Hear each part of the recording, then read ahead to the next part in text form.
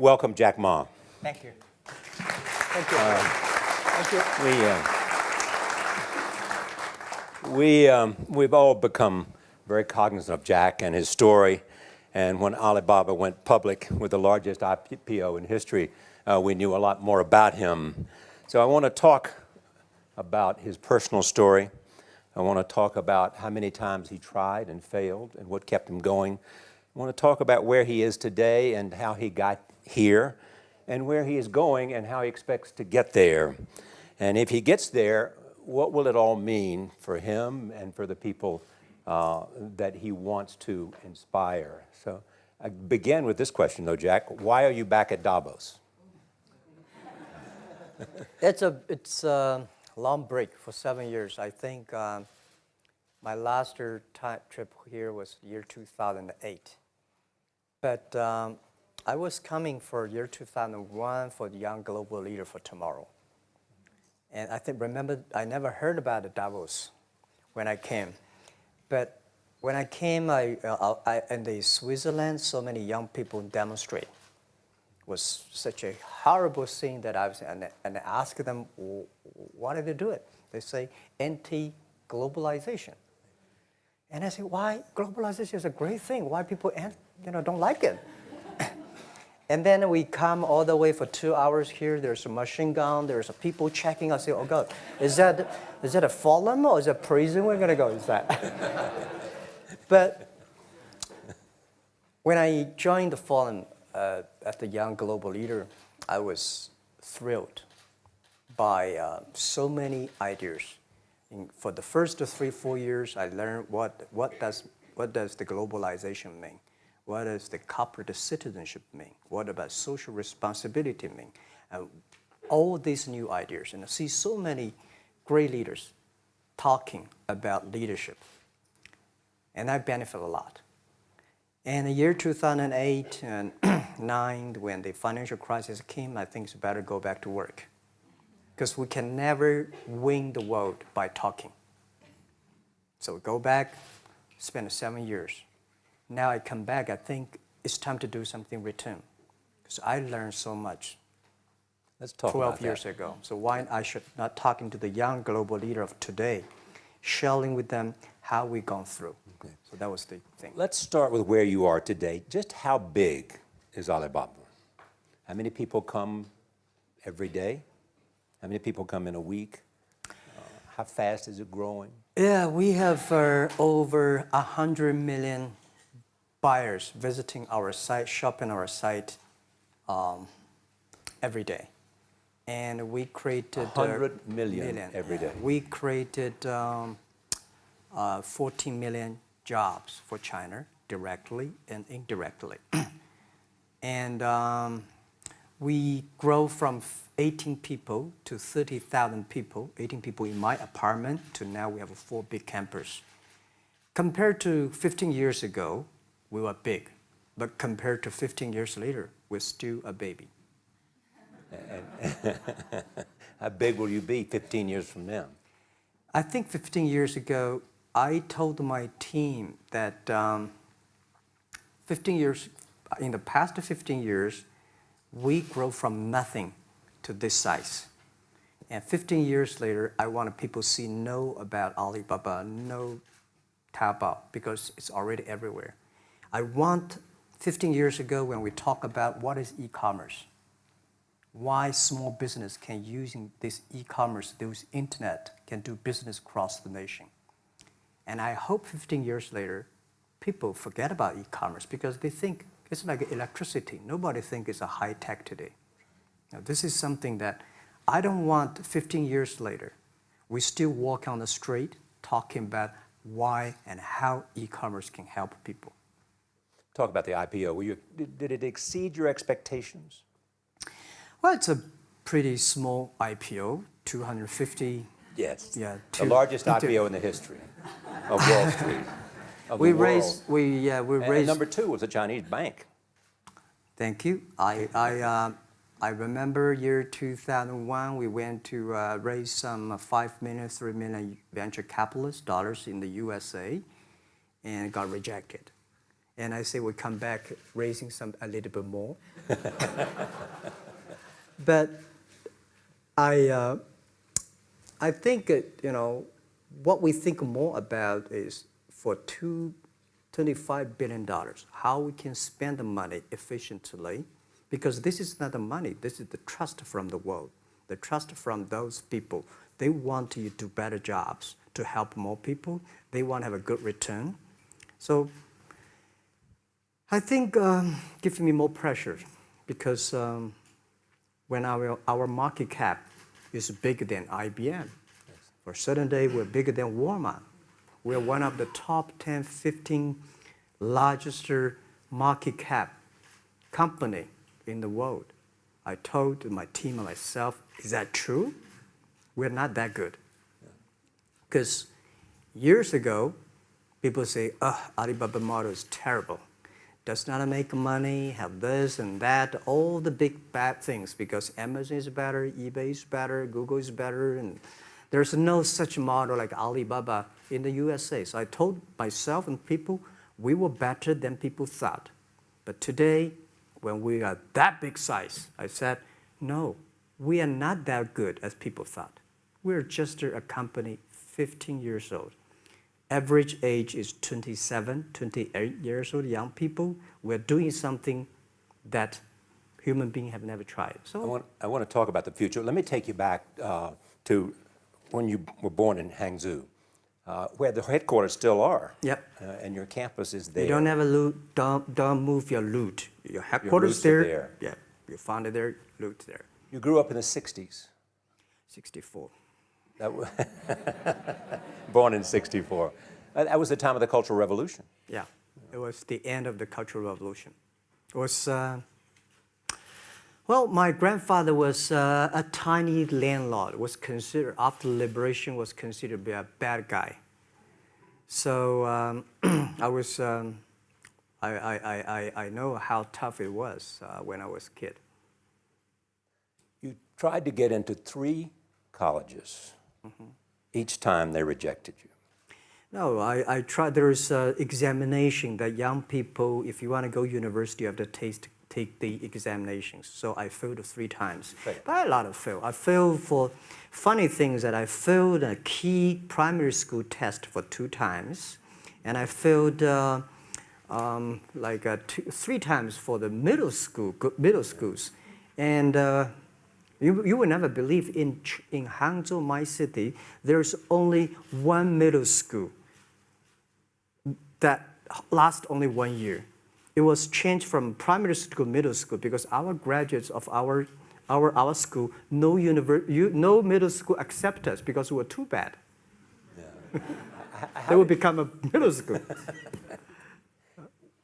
What effect did it have, though, being rejected? Well, I think we have to get used to it. We're not that good. Even today, we still have a lot of people reject us. I think when I graduated from universities, and before I, for 3 years, I tried to fill in the universities. So I applied jobs for 30 times, got rejected. I went for a police, they said, no, you're not good. I went to even the KFC. When KFC came to China, come to my city,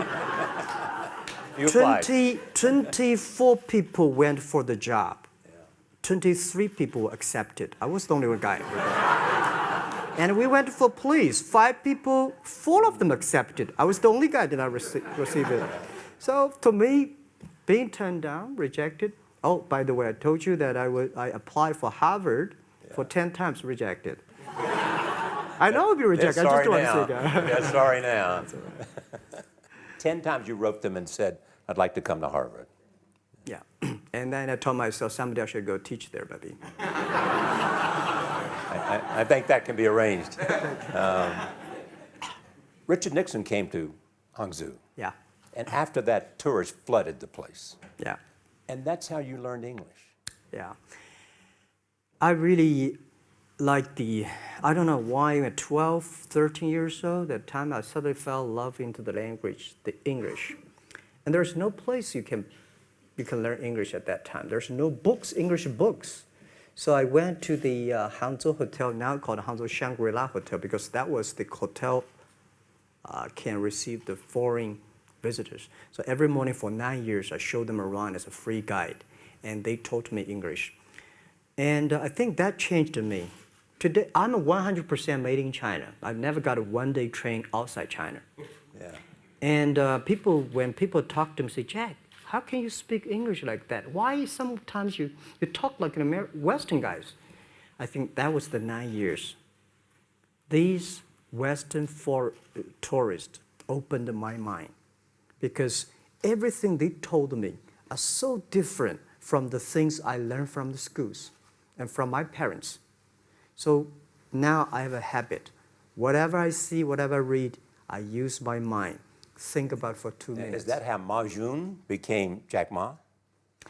Actually, Jack, the name was given by a lady in tennis. She's a tourist. She came here and she said, came to Hangzhou. We become a pen friends. Ma Ring is so difficult to pronounce.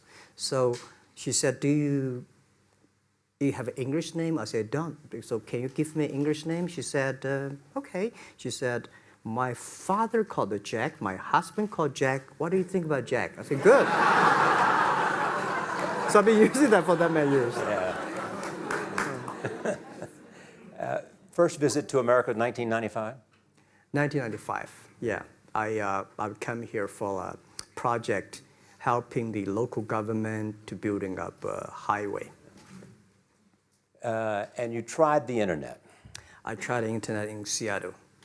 And in a building called the USA Bank. I don't know whether the USA Bank is still there or not, but it's a building. And my friend opened a small office, which is like only 10% bigger than this room. And there are a lot of computers in there. And he said, Jack, this is internet. I asked, what is internet? He said, search whatever you want. At that time, they used Mosaic, very slow, right? Yeah. And I said, I don't use it. I don't want to type because computer is so expensive in China. If I destroy it, yes, I cannot pay. He said, just to search it. So I searched the first word, beer.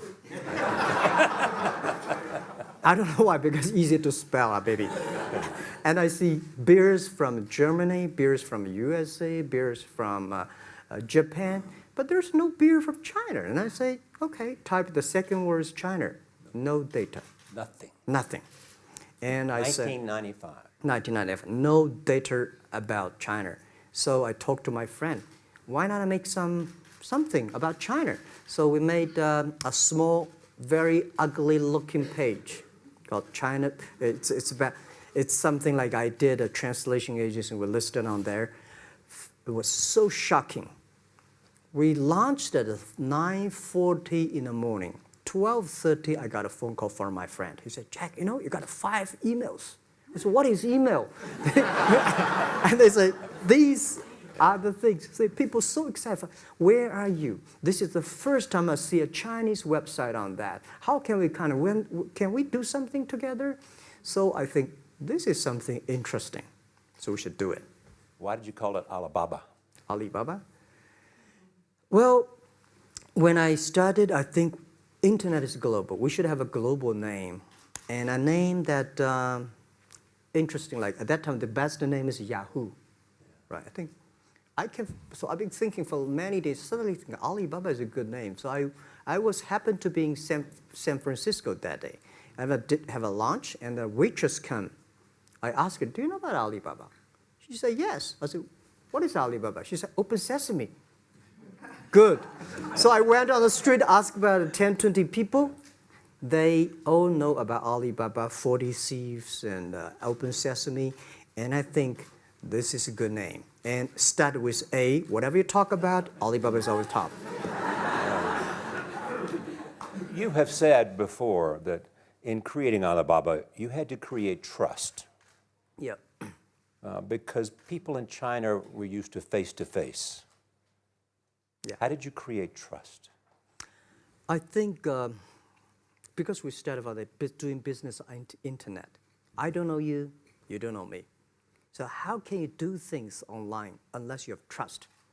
So for e-commerce, the most important thing was trust. I think when I first went to USA for raising money, talk to the venture capitalists, a lot of people say, oh, Jack, no.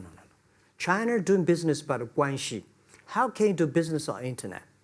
And I know that without the trust system, the credit system, it's impossible to do business. So in the past 14 years, everything we do is trying to build up the trust system, the record system. Well, Charlie, I'm so proud today when I talk to the young.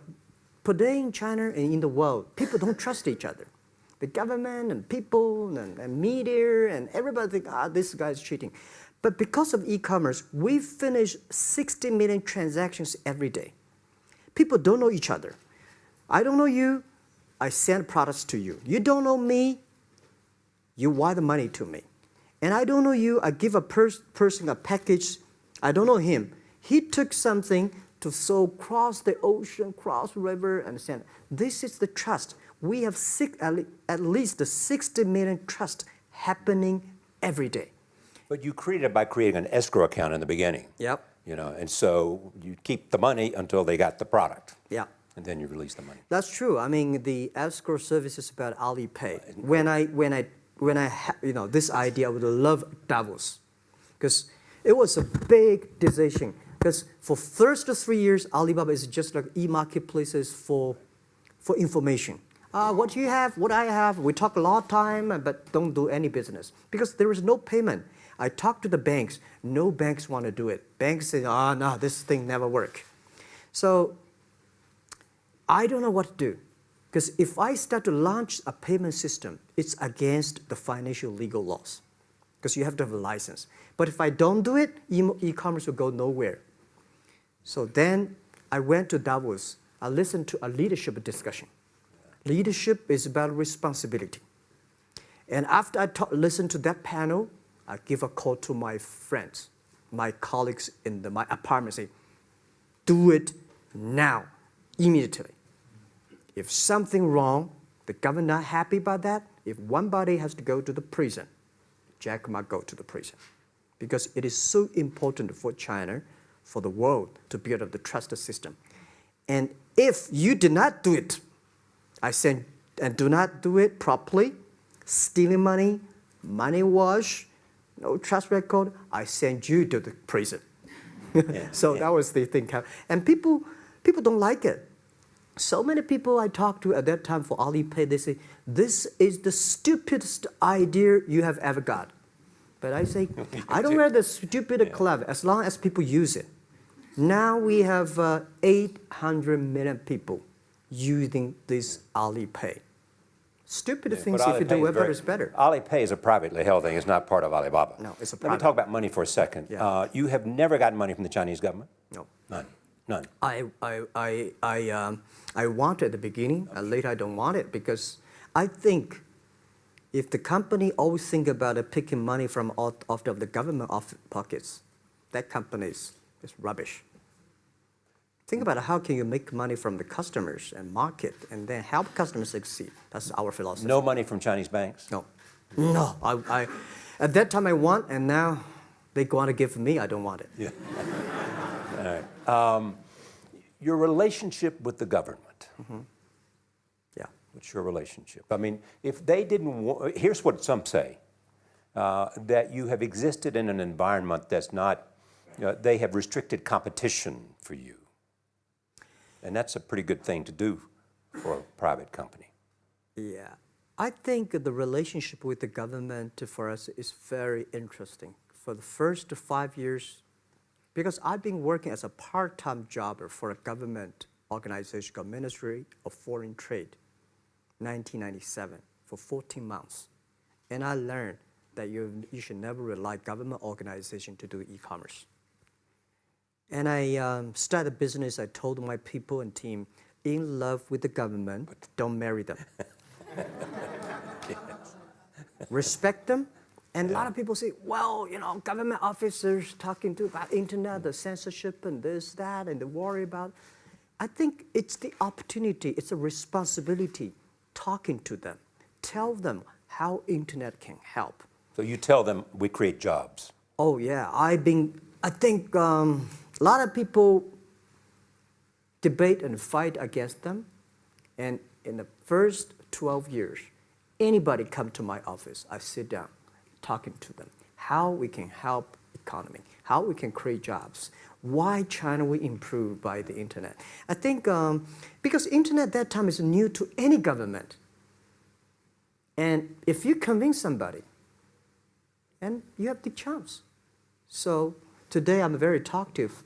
That probably this is why I talk to so many people.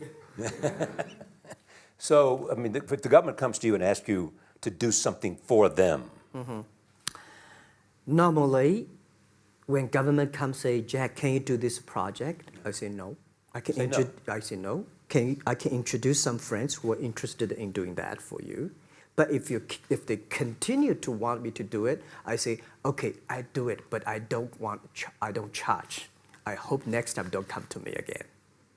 But recently, we help some government organization do it. For example, every Spring Festival, the train ticket is so difficult.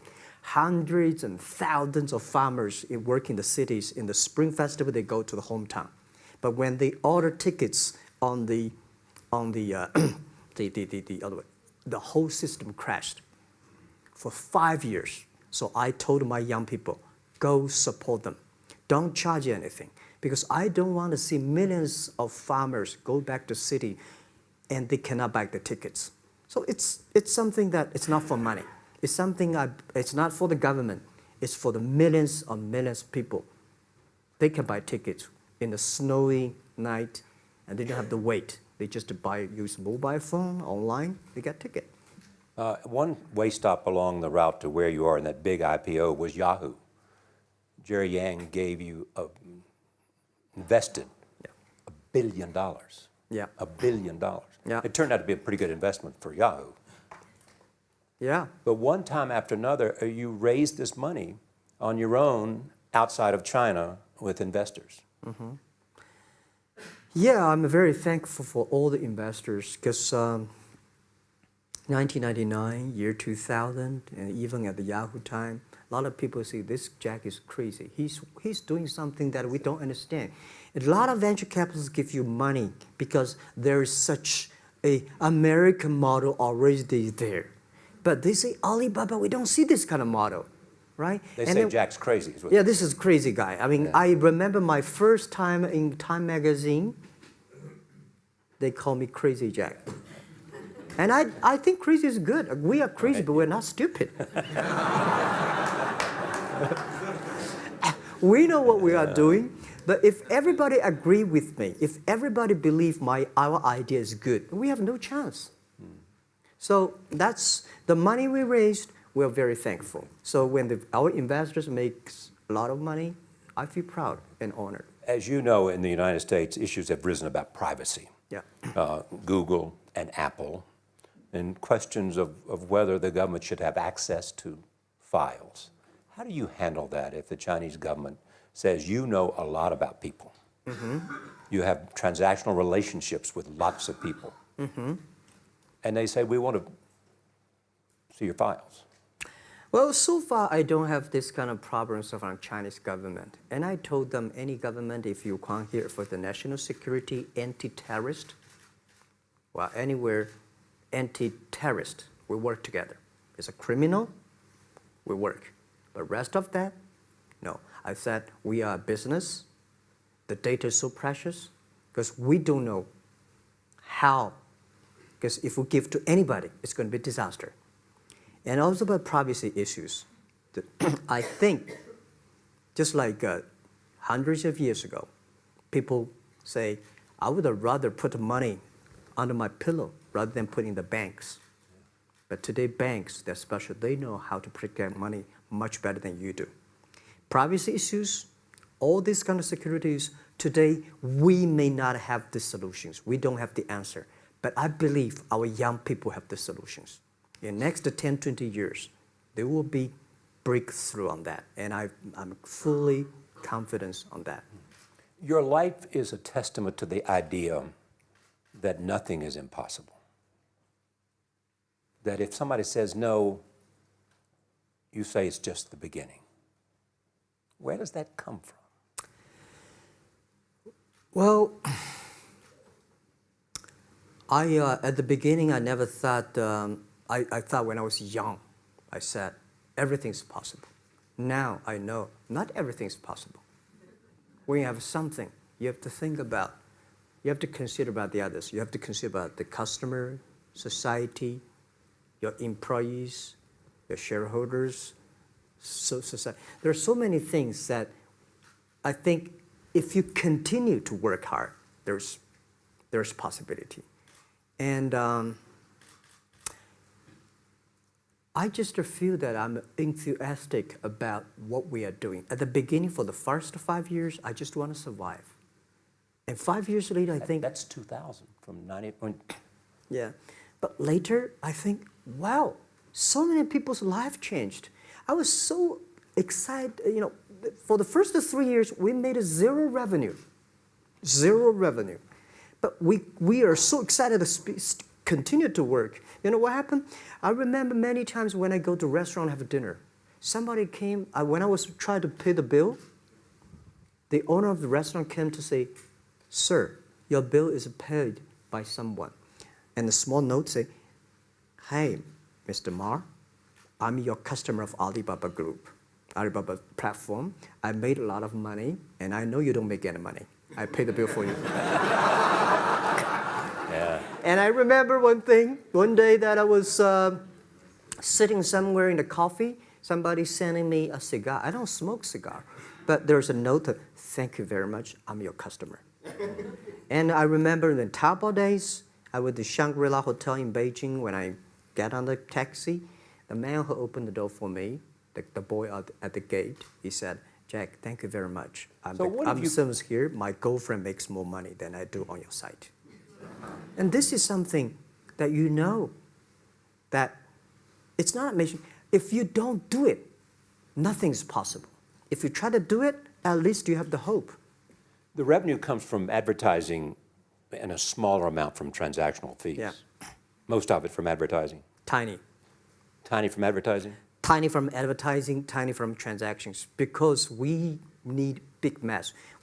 Now we have more than 10 million small business power sellers selling our site to everywhere. So the the transactions we have is second after Walmart. So tiny. Second after Walmart. Yeah, tiny of the of the money already make us big. So, you know, second after Walmart. I remember one of the senior management of Walmart guys came to Hangzhou 5 years ago. He said, "Jack, you know, you did a great job," and blah, blah, blah. So I said, "Maybe in 10 years we'll be bigger than Walmart." He said, "Young man, you have a good hope." So we said, "Make a bet. I think in 10 years we'll be bigger than Walmart on the sales." Because if you want to have 10,000 new customers, you have to build a new warehouse and this, that. For me, 2 servers.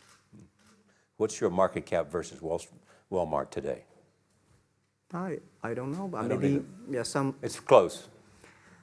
I think so. Maybe we should check later. All right. Yeah. So where are you going? What does Jack want? I think because the name for Alibaba, we are internet company, happen to be in China. We have the same spirit and entrepreneur spirit like every great entrepreneurs in the world. And I remember the day when I started Alibaba, we want to have a mission helping small business doing easier. So next step is today, so many millions of small business using our platform to sell things, and over 300 million consumers buy things from our site. Cheapest, efficient. So what I'm thinking about, how we can make Alibaba a platform for global small business. My vision is that if we can help a Norway small business can sell things to Argentina, and Argentina consumers can buy things online from Switzerland, and we can build up which I called, I don't know, maybe not right word, called EWTO. The WTO is great, past century. But WTO helps so many big companies to sell things across the nation. Today, internet can help small business sell things across the oceans, across the nations. And I hope that we can serve 2 billion consumers. 2 billion consumers. 2 billion consumers. We can help 10 million small business outside China. Help them. Outside China. Outside China. Because we help the American farmers in Washington State almost 300 tons of cherries to China last year. Cherries. Before we sell, the ambassador of USA came to me and said, Jack, can you help us selling cherries? In China. I said, what cherries and the fruits?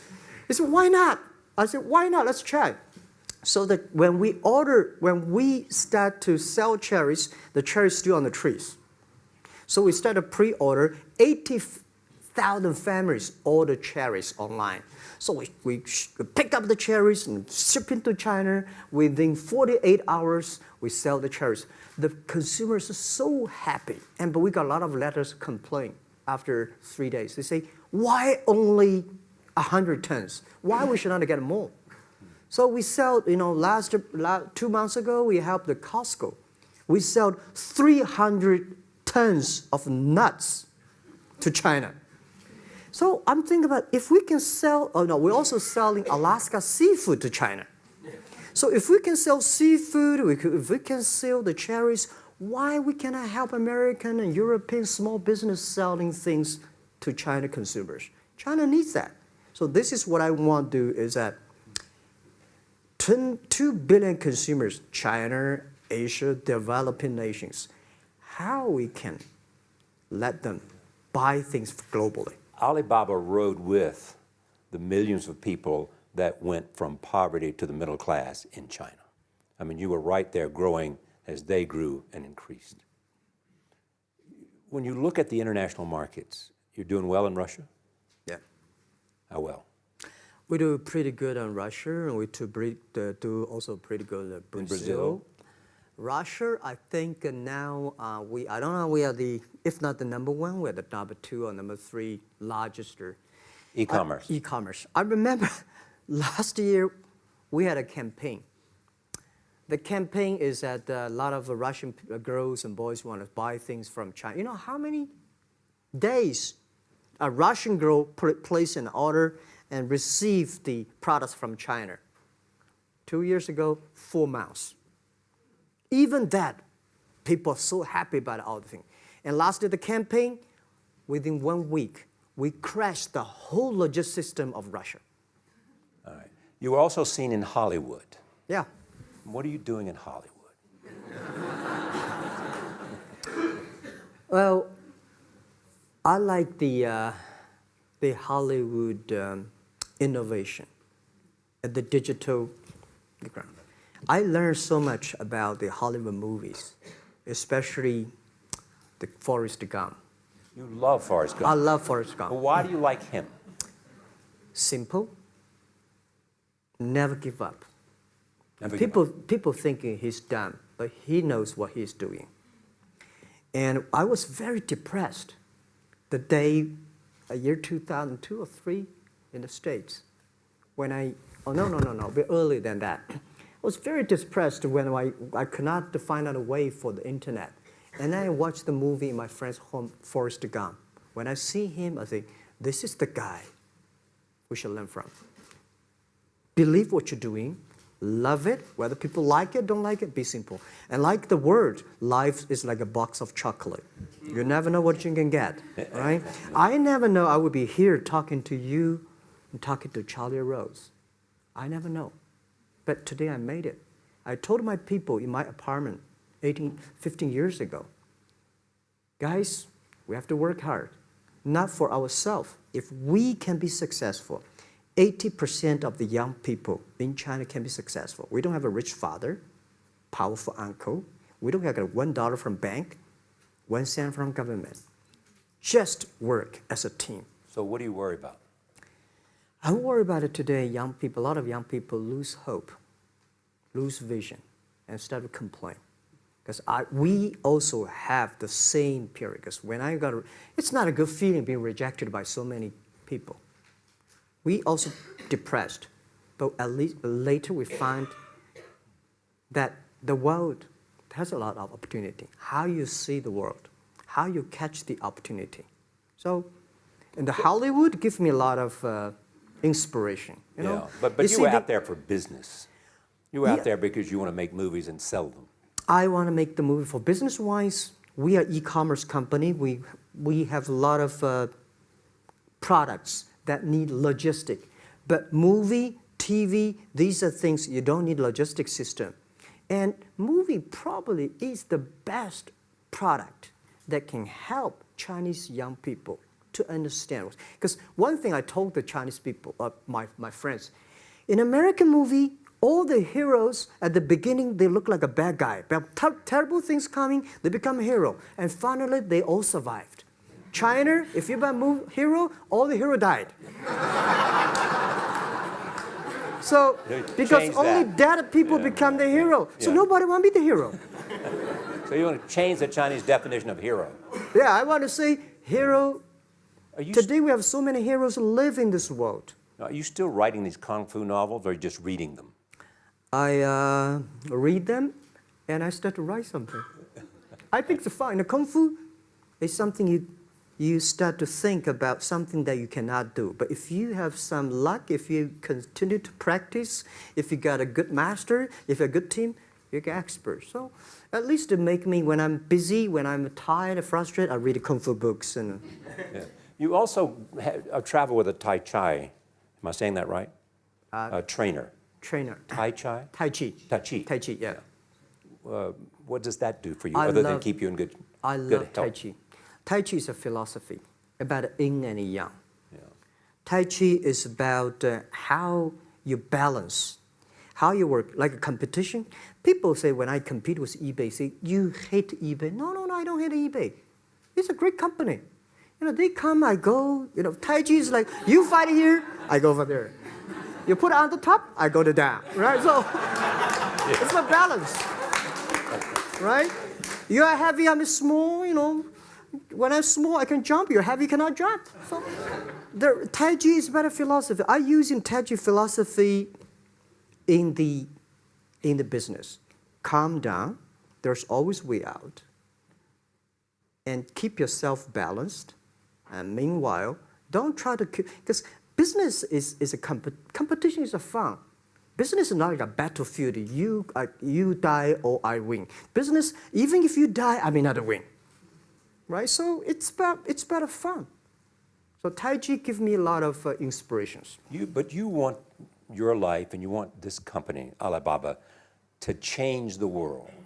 And you're changing the world if, in fact, you provide a forum for buying and you enable people to earn a living. Yeah. But also, you believe that Alibaba ought to change the lives of women. So what are you doing? At first, I think many years ago, I want to change the world. Now, I think if we want to change the world, we change ourselves. Change ourselves is more important and easier than change the world. And second is that I want to improve the world. Because it changed the world may be Obama's job. Because my job is to making sure that my team are happy. Because my team are happy, they can make my customer happy. If my customer, they are all small business. When they're happy, we are happy. About women, one of the secret source for Alibaba's success is that we have a lot of women. What percentage of women one among Alibaba day employees? before, I think 2 or 3 months before we IPO, there's American journalist come to our company. She asked me a question. Jack, I've seen so many women in your company. I say, what's wrong? We have we find that, you know, we have 47% of the employees of our company are women. How many? 40? 47% of our company are women. And we actually had a 51 because we acquired some company these days. They have more men, so balance that. But these are women in top-level positions? 33% of the of the management are women. And 24% of the senior management, very top level, are women. We have a women CEO, CFO, CPO, Chief People Officer, and we have everywhere. And I think so comfortable to working with them because women, in this world, if you want to win in 21st century, you have to making sure that making other people powerful, empower others, making sure the other people better than you are, then you will be successful. So I find the women, they think about the others more than they think about themselves. Right. Women think about the kids, husband, parents much more than the man. And the user-friendliness. A couple of things I want to talk about before we go, because we have less than a couple of minutes. China today, are you worried the economy slowed down? No, I don't worry about it. I think China is doing, it's slowing down is much better than keep on 9%. China today is the second largest economy in the world. It's impossible to keep 9% of the growth. If China still keeps the 9% of the growth of the economy, there must be something wrong. You will never see the blue sky. And you will never see the quality. China should pay attention to the quality of the economy. China should not. So if we have a lot of influence, like Hollywood movies, things, and we have sports and these things in the GDP, will be much better. So I think, just like a human growth, this body can never grow.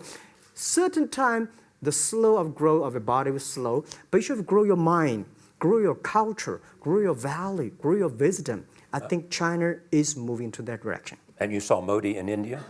Pardon? Did you see Modi in India? Not yet. I'm looking forward to that. So you'll go to India. Yeah. Finally, there's this. You're one of the world's richest people. Your company is one of the world's richest companies. What do you want beyond Alibaba? Well, about richest people, I was really not happy in the past 3 months when people say Jack Ma is the richest people of China. Global celebrity, they said. No, I'm not. When I started the business, you are. I never thought, because how many? Yeah, maybe I am. Not, but I think 15 years ago, in my apartment, my wife was at that time one of the 18 founders. I asked her, "Do you want your husband to be a rich person?" I never said rich person in China, rich person in Hangzhou, or you want your husband to be a respected person. She said, "Of course, respected."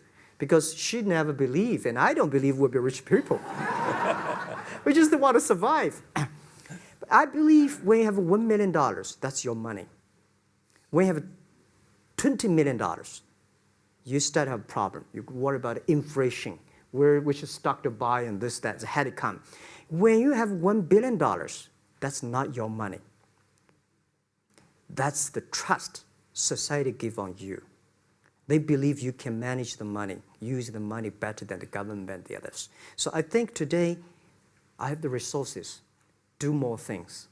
With the money we have, with the influence we have, we should spend more time on the young people. And I would say,